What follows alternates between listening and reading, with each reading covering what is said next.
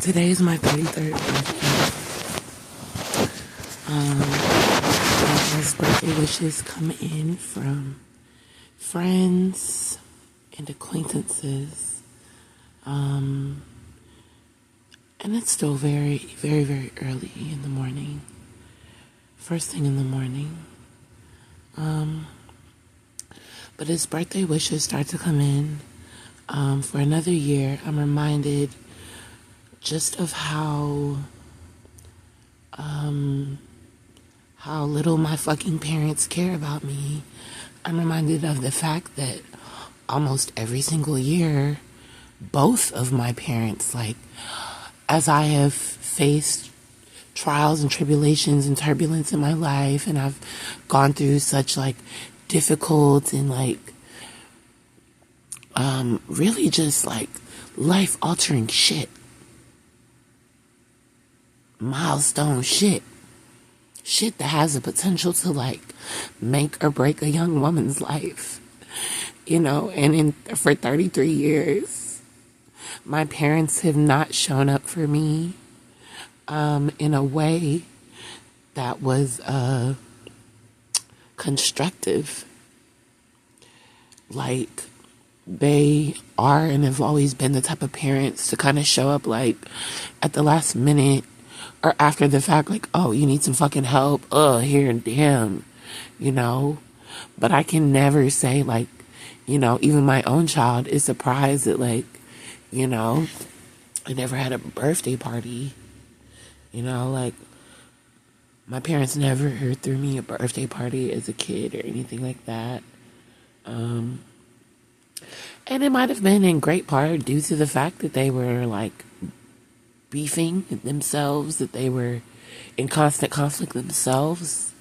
But it still does not negate the fact that there are some experiences that I haven't had. I watch people, I watch videos of people and they talk about their dad and how much their dad loved them and advocated for them and showed up for them. And it's my nigga, my dad lives 10 minutes a fucking way and won't even call me back when I'm calling to check on him because he has congestive heart failure. My dad is literally dying before my eyes and still don't fuck with me.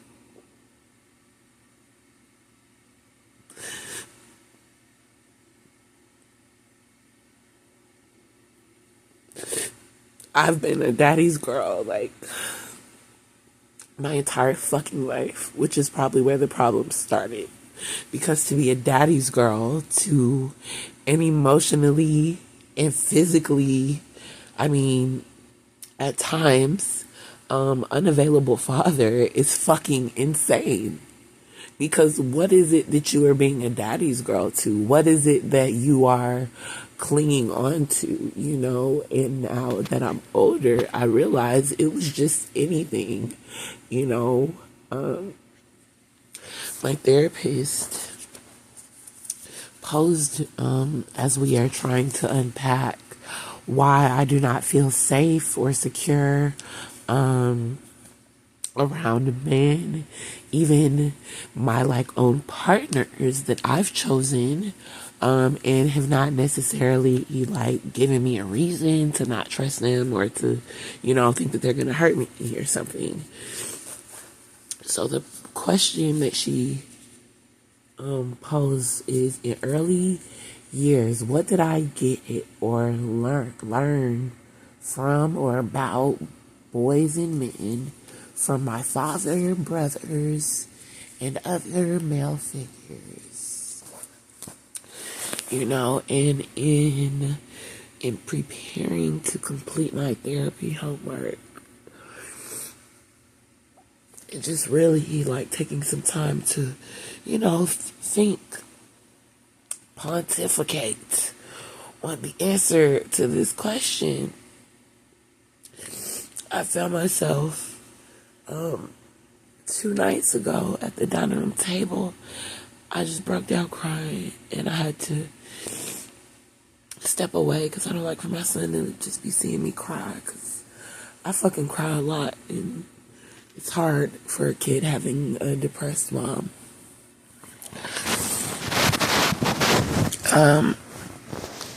But I stepped away, and I realized that the reason that I was crying so bad was because it like just really hit me at that moment what like a giant like hole and void my father left in me.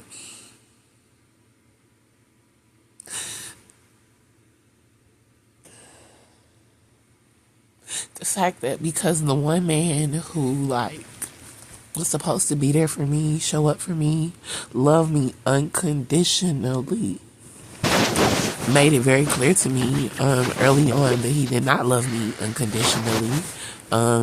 Made it very clear to me early on that he did not really care to show up. And granted, he showed up at times, don't get me wrong. You know what I mean? Especially when it's come to my son. There are times when he's shown up. But it's very unpredictable. It's very unreliable. It's very just kind of random and sporadic. And so I think with growing up and having a father like that, who is still like, you know what I mean? Like, it's not like my dad's not around. He's just not a good dad.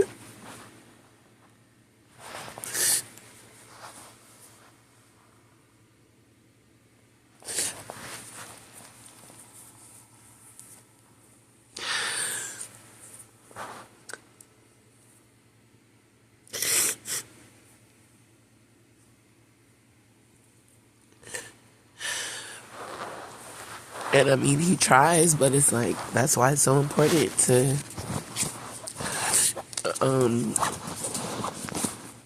pick well, to choose well, to get to know the person. Even if you gotta wait till you fucking 65 and doing vitro fertilization to have kids, like, that's why it's so important.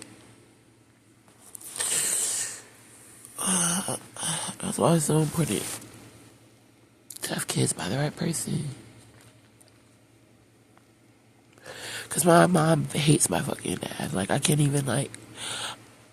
My mom hates my dad so much that I can't even, like... talk to her about anything that I experience. Like, I can't unpack anything with anybody. Like, I just fucking lost the family lottery. Like, my parents are so, like, emotionally shit.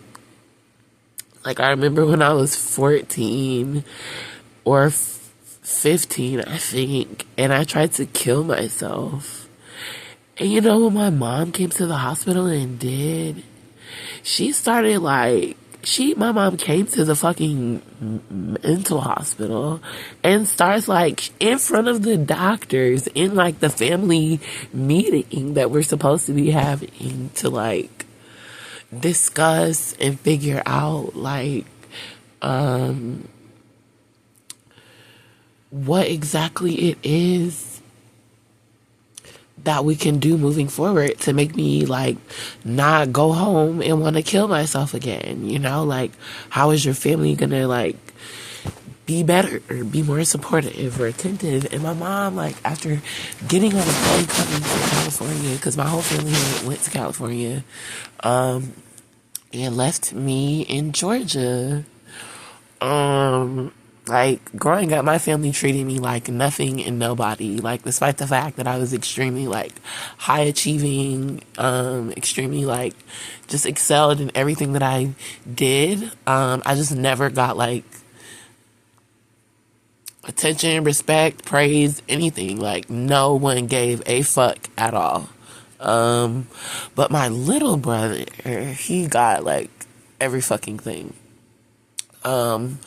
So he was in like AAU, and I think it was like the summertime, and he had something to do in California. So my mom and my dad and my little brother, who is the only sibling that I have the same both parents as. So it's like, okay, my whole family, like my family, nuclear family, is going to California, and they left me behind. And like, in the interim, I tried to kill myself. And that is like another story for another day. But the point I'm making is that, like, after coming off of that trip, even my parents could not even like get along and be supportive collectively for my benefit.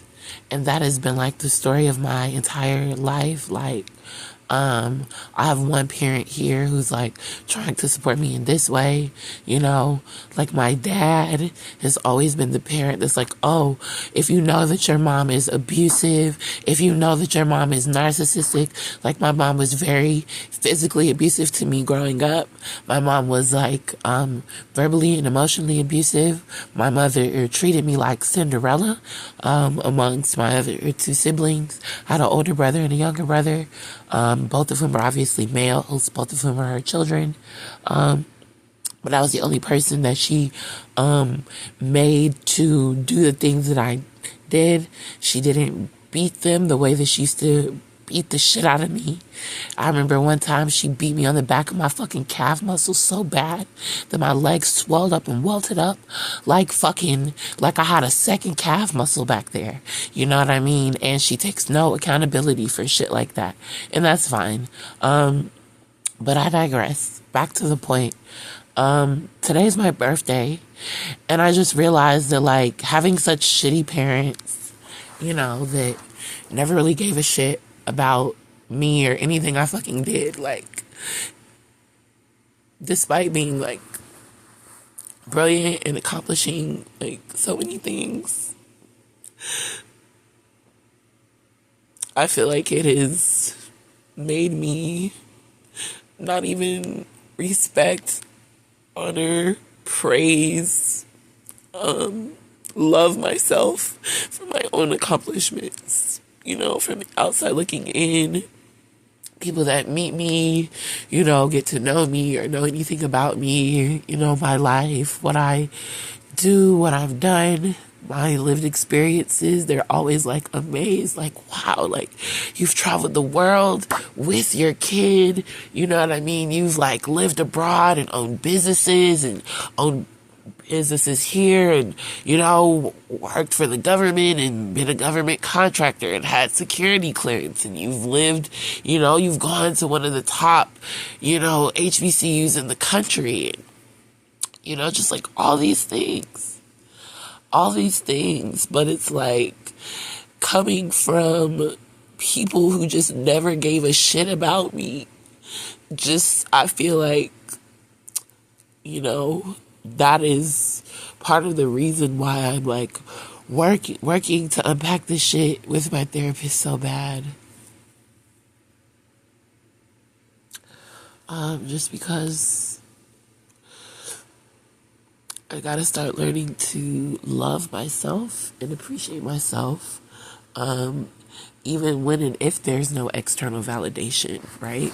And the external validation part is not hard because we're used to that. We're used to not getting any external validation. But the problem comes in when it's like, even if no one else is celebrating me, I should celebrate me. I should learn to celebrate me. So on today, my 33rd birthday, I am going to celebrate myself, even if no one else does. Despite me being a single mom and being most of the time single, and, you know, not really having like anyone to like support my kid or make sure, So I took my own kid to the store yesterday. Let him pick out a card for me. I picked out a small gift and a balloon for him to give to me.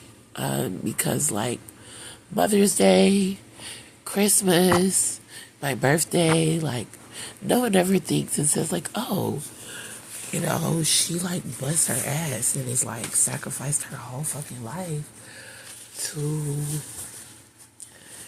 be a mom to this child. She does it, she hard shit down and don't complain. The least we can fucking do is is spend $5 or $10 and let the kid get her a fucking birthday gift or a Mother's Day present, a Christmas present.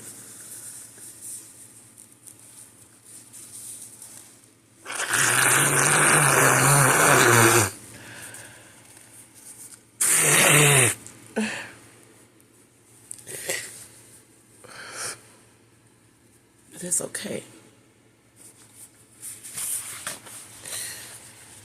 Because this will be a year of transformation. And if I don't have nobody else, I got me.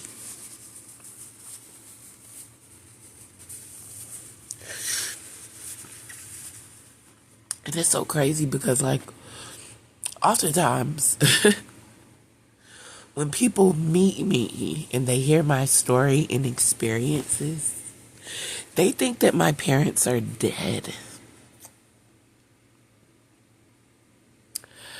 Especially when I was younger and I was like homeless and me and my baby would be like on the street and like I'm in these like abusive domestic violent relationships and we ain't got nowhere to go. And it's just like no one really gives a shit about us in the world, especially not my baby daddy, And so with that, it's just really, really funny and interesting. Because yeah, people always be thinking that my parents are dead and have been thinking and like asking me that. They'd be like, "Oh, are your parents alive? Why are you out here like this? Do you have living parents? Are they on crack? What would be the reason for you to be a young woman who has graduated college, only one of your fucking siblings with a degree, you know what I mean?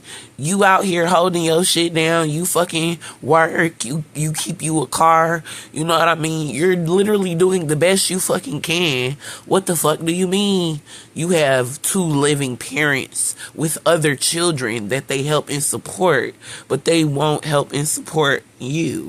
You know what I mean? And people oftentimes wonder, like, how I got to be like this. How did you get to be so, like, hyper independent? When you watch the people that are supposed to have your fucking back literally turn their backs on you time and time and time again, and be two-faced it, or just, like, half-ass do shit, or just honestly not really want to, then yeah, of course it's going to shape you into something. I was not raised by love. I was not raised with my parents like hugging me and kissing me and telling me that they love me so much and that I'm like beautiful, or making me feel good about my body, making me feel good about being a black woman. Both of my parents were two dark-skinned people who my mother treated me like a rival or an enemy because of colorism that she had internalized from her own family and her own past and experiences. And my father just, I don't know, I feel like he never I feel like my father never loved me the way he loved my sister. Like, I have a sister who my father raised. And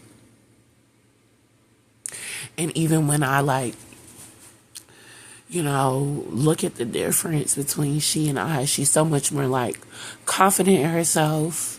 You know what I mean?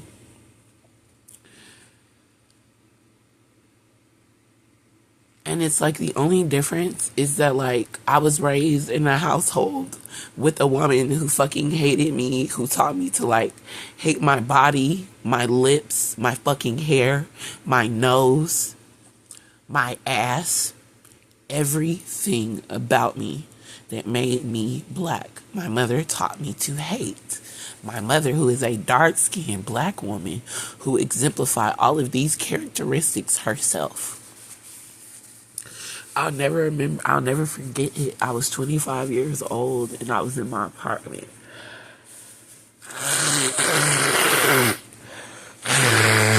And I was talking to this dude at the time. And I was really into him because he was like a hood dude, but he was very like, what's the word? Like pro-black and just conscious. And I remember we were at my house, in my living room, and he was telling me about his parents. He said his parents, were Black Panthers. And so we ended up getting on the topic of blackness and our parents and, like, the upbringing and attitudes surrounding blackness. And I will never forget, as I was sharing my experience, how horrified his fucking face looked. When I told him, like, just casually, like, oh, yeah, when we were kids, my mom, being that she had had a kid with a Caribbean man who was almost exclusively African presenting. I show African people in Africa my Caribbean family, my Caribbean father. And they be like, they swear me to, they don't think that they're like, oh, they're African. They're African. Just like us. They are African. So wide nose, big lips. You know what I mean? Like, the features are featuring. So after having a baby by this Caribbean man, you realize that, like, oh no, the features are featuring too hard. So one of the things that she used to make me and my little brother do is hold our lips in. Like, basically with the idea that, right? Now, granted, I don't really know anybody who actually has, like, a lip that just, like, you know what I mean? So the ideology and rationale behind it is absurd in the first place. It's absolutely absurd. If I don't hold my lip up, it's not gonna drag to the floor. It's a very, like, racist and minstrel show idea of what black lips are. But yeah, so he just looked so horrified when I told him, like, yeah, my mom used to, like, make us hold our lips in, and she would actually sit her black ass. She would sit her black ass in the front seat of the fucking car. She would sit her black ass in the front seat of the car, watching us in the fucking mirror on the way to places like church or wherever the hell we going. Watching us in the fucking mirror to see, are we holding our fucking lips in, bro? As if we did this enough. Now, mind you, this how fucking monkeys' actual lips are. Monkeys don't have lips that protrude like humans, right? Monkeys are actually the ones whose mouth is like this. Monkeys barely got a fucking lip at all, which is what I find to be so fucking ironic about the whole thing. But yeah, 33, day one. This is going to be a year of change, a year of prosperity, and a year of growth. And I'm looking forward to showing up for myself for a fucking change. I want to see if what happens if for 365 days I say no to everything except for me and my son. These people don't be paying me no mind. It's a nigga asked for my fucking Cash App, right? A nigga asked for my Cash App talking about he just came into a bunch of money. Mind you, I let this nigga borrow money. Me, a single mom, twice now. Do you think the nigga could even send me the last $10 that I sent him back for my birthday? Or $33? This is a grown-ass 60-year-old fucking man that I used to talk to and deal with.